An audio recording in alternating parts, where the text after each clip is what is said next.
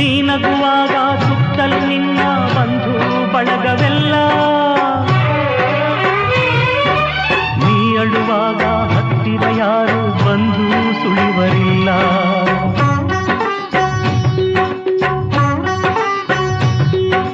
ನೆರಳನ್ನು ನೀಡಿ ಫಲವನ್ನು ಕೊಡುವ ಮರವ ಕಡಿವರಲ್ಲ, ಏರಿದ ಮೇಲೆ ಏಣಿಯ ದೂರ ದೂಡಿ ಬಿಡುವರಲ್ಲ.